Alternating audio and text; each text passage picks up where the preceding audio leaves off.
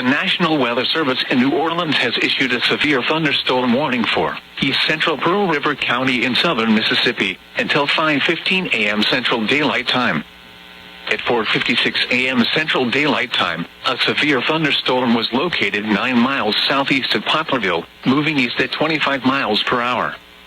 Hazard, 2-inch hail and 60 miles per hour wind gusts. Source, radar indicated. Impact, people and animals outdoors will be injured. Expect hail damage to roofs, siding, windows, and vehicles. Expect wind damage to roofs, siding, and trees.